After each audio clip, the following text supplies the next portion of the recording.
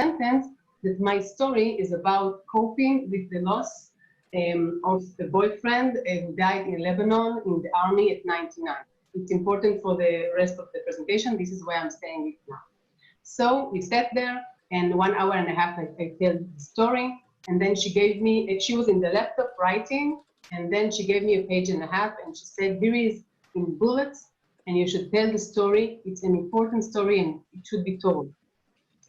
So I decided to do it, and the biggest question then was how to do it, okay? And a book written according to academic writing rules might keep away precisely the target audience that needs it the most. Because I'm writing, the important question is who is your audience when you are writing?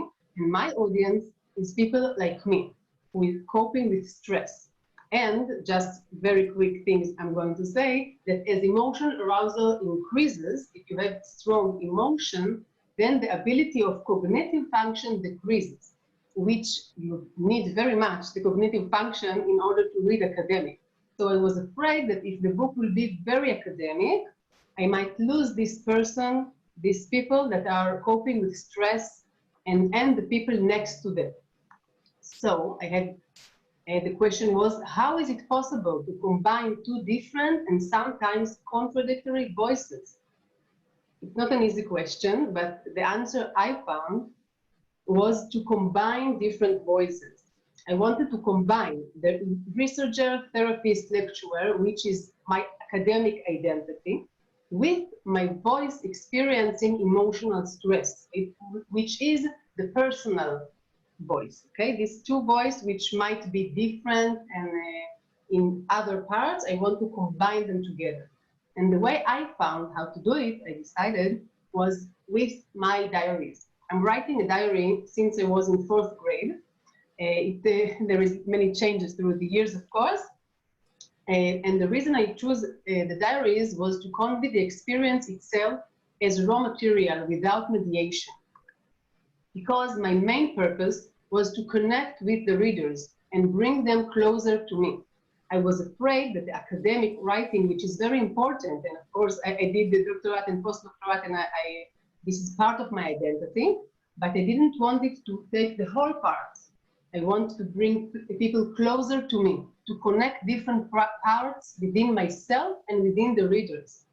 And when I'm doing it with the diaries, so there is a paragraph from the diaries that Michal, which I was 19 years old, is writing her pain and what she's feeling and thinking.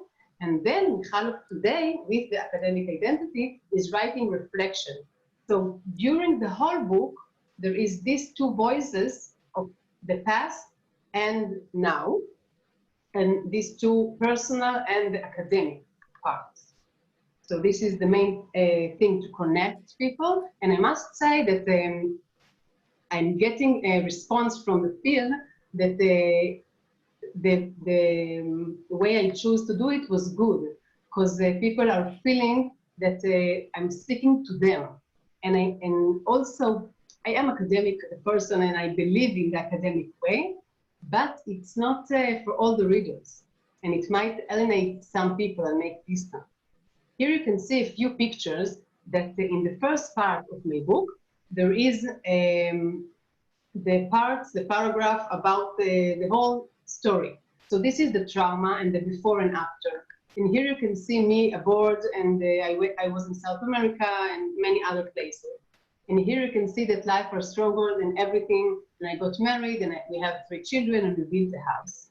And this is the second part, okay? The second part of the book, as you can see here in the field, with the line, this is the place when I'm analyzing the whole process I went through.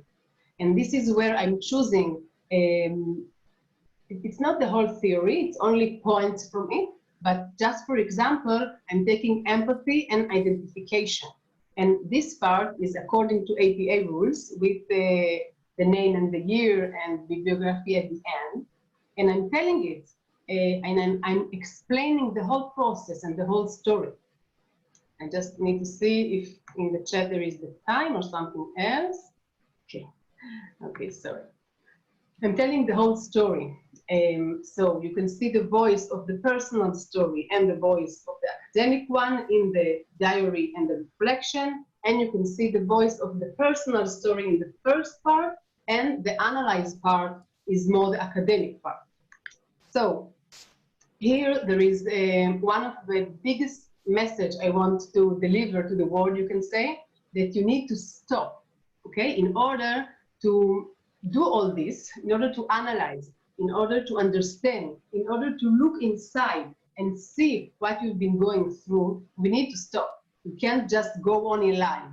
And how to stop? You don't have to do Vipassana, okay? You can stop in therapy, and you can stop by yourself, and hopefully sometimes reading a book might help you to do this stop and questioning, okay? When you have a doubt that maybe what you're going through is not so easy, maybe it's worth paying attention, special attention, and to stop and to see how to do it.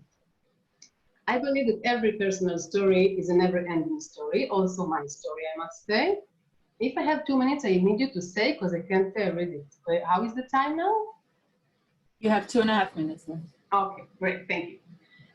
So, this is a very important thing that I feel that the spiralic thing, this is what this picture here you can see, because sometimes I felt that I'm getting again in the same place, and then you feel, what? I'm in the same place? What with the whole process I've been through, and the academic, and analyzing it so good, and I'm a therapist now, so how come I'm going again to the same places? But it's not exactly the same places.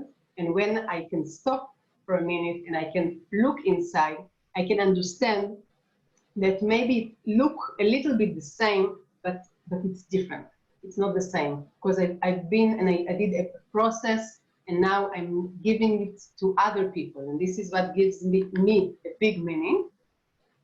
And I think that each one needs to find his own voice. I found that the voice, it wasn't easy to find a way to combine the academic voice and the personal voice. I did it through diaries. I'm sure there is many other ways you can do it. But this is the way I did it, to find my own voice that has everything together. I feel that it gave a holistic way to look at the process I've been going through. And I must say I was very, very happy to be in academic conference and not only of Israel, so it's even bigger, with the book, because I feel the book is personal, but it's personal and academic, as you can say. So just for me, just being here is another sign of bringing the personal story into the academic world. So thank you very much. I will be very, very happy if anyone has any other question after and speaking about the process. And I appreciate the opportunity to be here and share this with you. Thank you so much, Michal. Fascinating, really, very interesting. We had a couple of questions. This is it's in Hebrew, I gather, right? Yes, it's in Hebrew. A sun in my pockets. That's the name, because someone asked. Okay, very nice. Yeah, somebody asked about it. There is another question. I think we'll just take that one really quickly, and then we'll go on to our next. The question was, do you think the book would have been different if you hadn't had the conversation that you described? You had what? Sorry? That you're describing a conversation in your book with yourself, obviously. Yeah. Do you think the book would have been different if there wasn't that conversation? That was the question. It's a different book. It might be a good one, but it wouldn't be mine, and it would be different. And I think it can be in many ways. That's what I said. I think maybe in 5 years or 10 from now, I can write another book about this, and maybe it will be better, because I will be, I don't know, I will have more experience and way of seeing things. But I feel, and people are telling me that reading the book is like reading themselves, and that they can identify with what I'm saying, because they feel like it's their personal or inside voice. So this is why I think it's the special way that is good for this story. But you will decide after you read it. Very nice. Actually, I misunderstood the question. She was asking about the conversation with your editor. So maybe later I will say. Okay, we'll come back to it. Thank you so much. Very, very interesting. Thank We're going to go on to our next speaker. Mrs. Tali Asher is the head of the Tutot Center, a literary center at the Kibbutzim College, and she lectures in the fields of literature and education. Also as a research fellow at the Hartman Institute.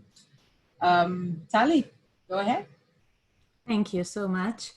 It's really a pleasure to hear everything and to participate in this conference. So the title of my lecture is The Pluralism of the Singular Voice. In my childhood home, we had some kind of a literary Noach's Ark, a literary Tevat Noach. On the library's shelves, you could see pairs of books, 2 copies of the same book, a result of generous discounts offered to us by the publishing house of the Ministry of Defense regarding the previous lecture as a benefit for bereaved families. That library has held the heavy weight on its wooden shoulders, not because of the book's weight, but because it was assigned to represent the previous generations. It had to be a testimony to my parents' first life before the Holocaust, a memory to the loss of their second life in Israel, and a proof to whomever came into our house that everything was okay. Nowadays, I'm unpacking my parents' library in Walter Benjamin's words. I have to decide which of my parents' books to keep and assimilate in my own library and which books to give away. My effort is to keep cultivating my library in a way that will be narrow enough to tell my private history and wide enough to make room for other histories. I'm a literature researcher, and I guess it will not surprise you to know that the topic of my research is the existential meaning of libraries. In his novel, Returning to Reims, Didier Eribon writes about historical gravity.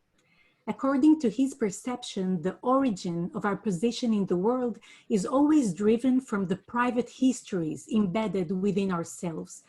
I believe that academic writing not only can include the private history of the researcher, it should include it. In this era when social media and electronic networks offer an open platform for expression and creation, there is a deep change in the relationship between the private and the collective.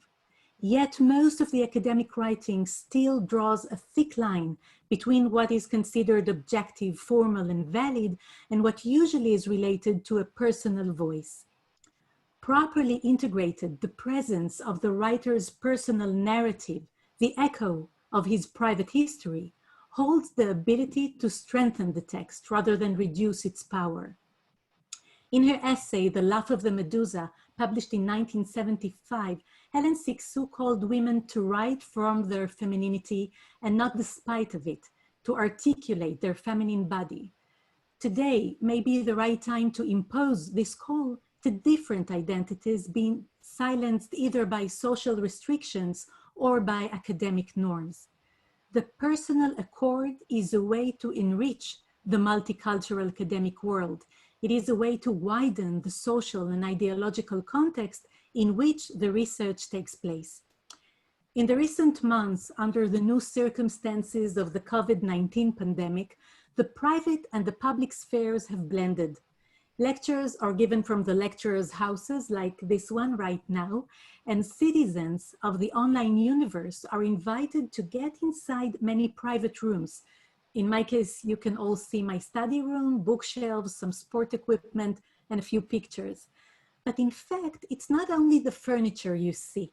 What the recipients of the online meetings observe is a collection of personal symbols being revealed behind the faces of the speakers. They glimpse into the speaker's personal world. Gaston Bachelard, in his book, The Poetics of Space, claims that the house is the topography of our intimate being, both the repository of memory and the lodging of the soul. Bachelard deals with literary writing and defines that the writer actually writes a room.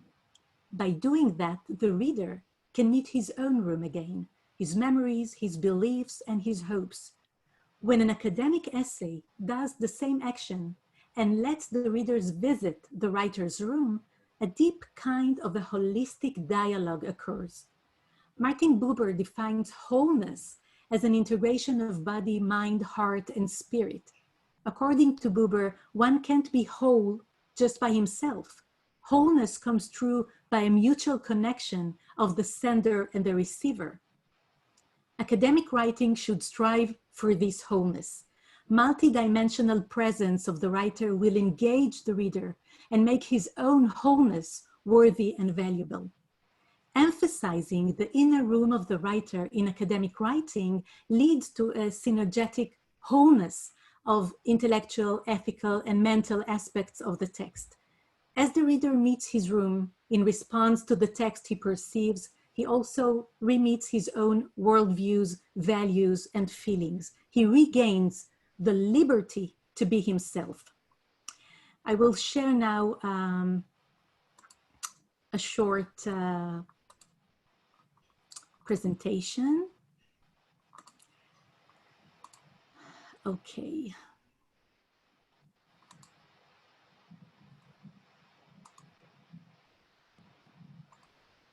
I hope you can see it. Okay. In a moment, you will see it better. In the Portuguese novel, We Shall Fight the Shadow by Lydia Jorge, Jorge describes a psychoanalyst named Osvaldo Campos, who works as a therapist and as a professor at the University of Lisbon. He has already published 3 volumes of articles, but he suffers from a severe writing block. On New Year's Eve of the millennium, he decides to finish writing the article he had promised to submit, which is titled, How Much Does the Soul Weigh? Now you will be able to see it better, I hope.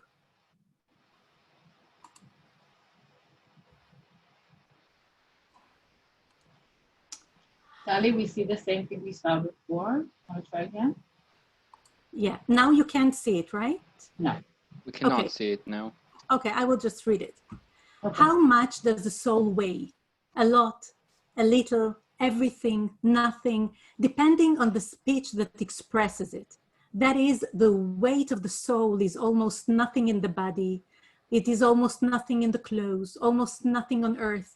And yet this almost nothing has a tremendous impact on the universe. The soul is a cumulative story as long as there is a language that expresses it. Osvaldo Campos never gets to complete his article. He becomes a victim of a civil disillusionment while corruption and injustice are being unveiled to him. The underworld of drug smuggling and the marginalized Afro-descendant youth in Portugal. He is going through a financial collapse and a family crisis. I want to suggest that Campos is incapable of completing his writing task not only because of the violent reality swirling in front of his eyes. I believe he is blocked because of a deeper dissonance.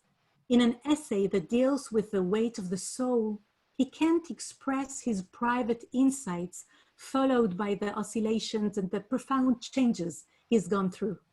He experiences an unbridgeable gap between his own soul and the theoretic soul he writes about. Sally, 2 minutes.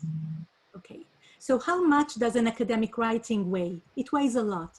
Data processing, analysis of results, quotes and references, valid claims and the creation of a new knowledge. Yet, not instead of all that, but beside it, it still has enough room for the weight of the soul. On 1907, the physician Duncan McDougall hypothesized that souls have physical weight and attempted to measure the mass loss when the soul departs the body. The scientific community rejected these experiments and conclusions, yet McDougall's result that the soul has weight, and specifically that it weighs 21 grams, had become popular. But actually, its weight depends on us. This is us who insert volume into the soul. As Osvaldo Campos says, the soul never exists in itself. It exists only in connection with another soul. Its weight is the weight of the universe and its absence, as the lightness of his joy and the heaviness of his pain. Its weight is the weight of a person's self-awareness as he tells his story. The presence of a disposable soul of the writer in academic world will create a diversity of private histories and a polyphony representation of identities. This is the opportunity for widening the academic discourse, for engaging the readers, and increasing the academic impact on the world. This is the pluralism of the singular voice. Thank you. Thank you. Thank you very much. Oh, very, very interesting. Absolutely wonderful. You definitely opened up, okay, for me at least. We didn't get any questions, but there's still time if anybody wants to, please write them in the chat, and we'll ask Tali towards the end of the session. Yes, Roxana says very inspiring. I completely agree. Very nice. Thank you, Tali. Thank you. Very, very nice. You're getting excellent comments. You can look at the chat and see what people are writing to you. I will say it right now. Thank you. And our next speaker is Dr. Shoshi Reiter. She's a lecturer at the Open University of Israel and Bet Barrel College on professional development of school staff. Shoshi, go ahead. Yeah. You can see the presentation? Yes. Yes, we can see it. Put it into presentation mode. It's easier. Yes. Okay, so welcome to my presentation. Is it in the right mode or not yet? Not yet. Not yet. Okay, now it is. So welcome. The story I would like to bring here to the table is the story of deputy directors and their entrepreneurial voice, especially because what I am talking about is deputy directors that are in a rural area, distanced geographically and socially. So the question is, who is holding the wheel of the school? Is it the principal, the director, or the vice principal? Because as much as we know and is defined about the role, in reality, it's not the same. And then I will present the 5E model that I developed for entrepreneurial and well-being. And what's next? What do we have to learn from these stories? So as I said, in the literature, we had pages and pages and pages about what they should do. But actually, in reality, it's the same in schools, and I have seen the same phenomena in business. Never mind what's written. The question is, how well do they perceive their role, and how well is the connection between them and the principal?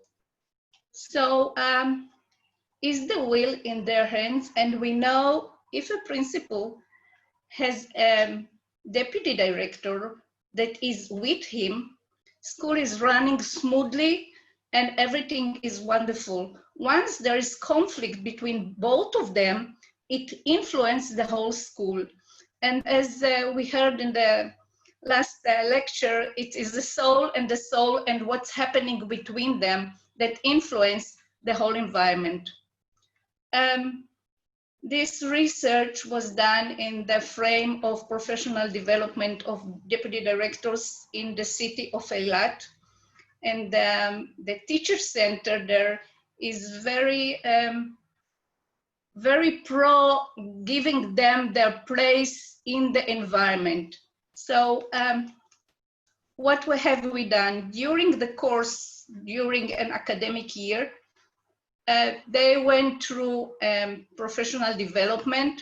They had to find out some kind of what do they want.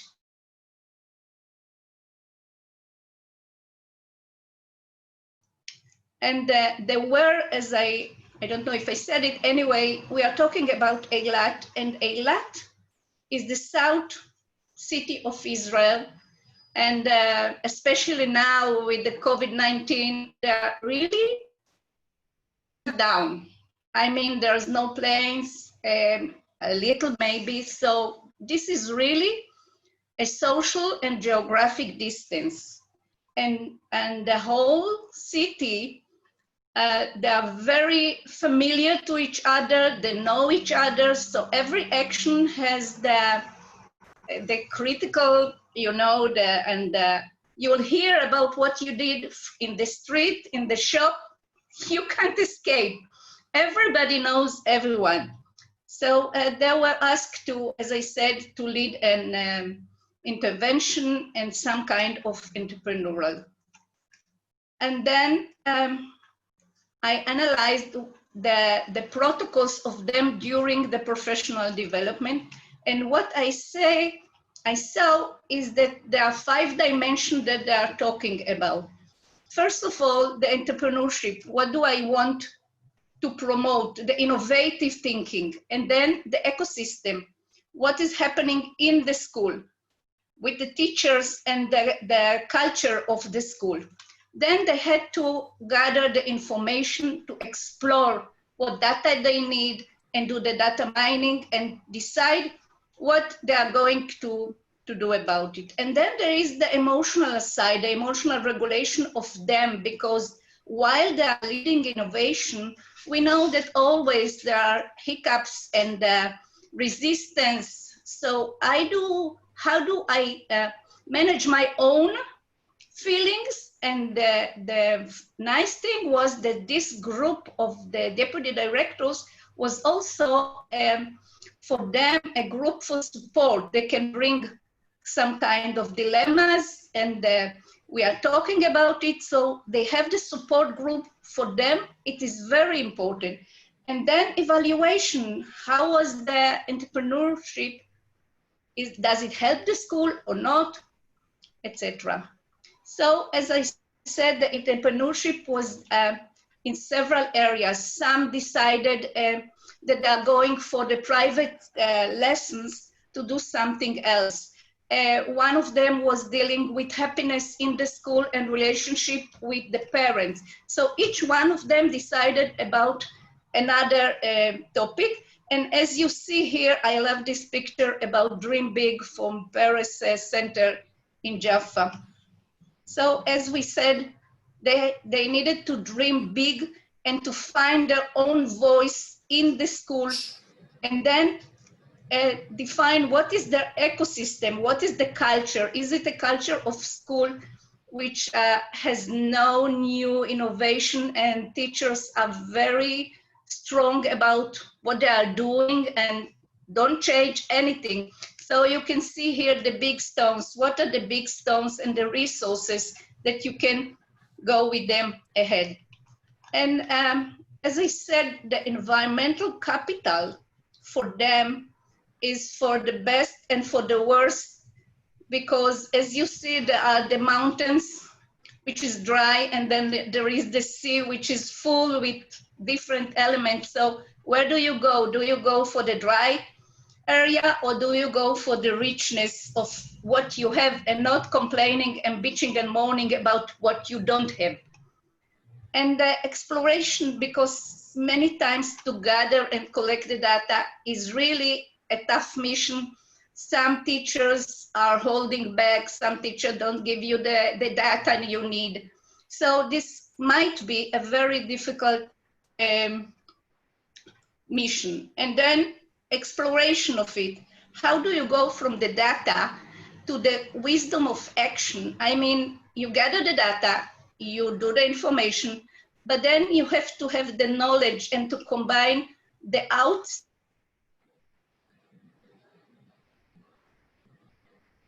and of course always to act with wisdom and very very delicate steps in the environment you are working, and the emotional regulation of yourself, and also for the principle not to be intimidated by this kind of innovation of somebody that is in the hierarchy beneath them. Shoshi, 2 minutes. Yes. Okay. So conflict resolution was a very important part. They brought their dilemmas, the conflict, and we dealt with these conflicts. And in a safe environment, they can share what's in their mind. And how to evaluate the process? How do you measure the change? And to measure a change in the education system is sometimes very difficult, because how do you measure the soft side of an organization? And is it about what they perceive as something intimidating? Are they happy about what happened? Sometimes they are not. And how well do you work? On the other side, you have the teachers. Usually this is a teacher that got the role. So do you belong to the teachers or to the principals? What is your position? And as we said, tell me how you measure me and I will tell you how we will behave. And we see it very, very strongly in the education system. And so we have to go for a school holistic approach to see all the kinds of, all the areas, the dimensions of the 5E model. In Hebrew, I call it the Hahamsa, which has also all the elements. And of course, to be brave and to take the road not taken, and to lead and to have your fingerprint in the school in this position. Thank you. Thank you very much. Wow, very interesting. Yeah. Very interesting. What did you call it? Model. The 5E model, yeah. 5E model, excellent. Thank you so much for sharing that. Wonderful. Wow, we had great talks today. Thank you. Okay, we had one question for Tali. Clara is asking, how wide do you think one can widen the academic discourse before breaking it? And so when does the academic discourse stop being academic? And of course, thank you for the presentation. So Tali. And thank you, Clara, for the question, because it's really a crucial question, crucial point. It's not that I call to reduce the rigor, the academic rigor, but I think we have to regain the readers. And as we will give place to more voices and more groups in the population, in the academic research, I think it will really increase its impact on society, generally speaking. And another thing is, I lead lots of writing workshops, literary writing, but also academic writing. And the first question at the first meeting of each workshop is whether it's going to be therapeutic. And I always say that it's not therapeutic, but it cures. And I believe that academic writing also cures, just in a different way. So I think that widening the academic discourse will do this action of curing the writer and the reader both, from both sides of the text. So I agree that we have to keep the validity of academic texts and researches and everything, but we should not be afraid to widen it. I hope. Thank you. I hope that answered the question, Clara. Yeah, thank you. Okay, thank you. I actually have a question for Shoshi. I was wondering if you met any resistance from the people who were part of your program, your model? By whom? By the principals, anyone taking part in it? Yeah, sure.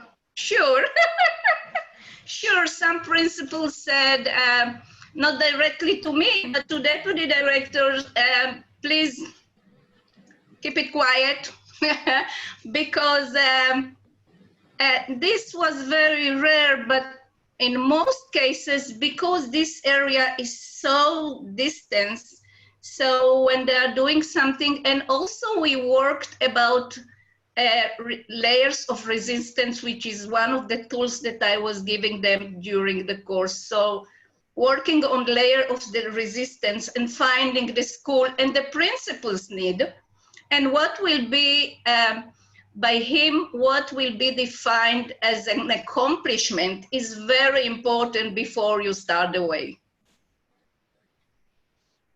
Did I Okay, that answer the makes a lot. question? Yes, absolutely, absolutely.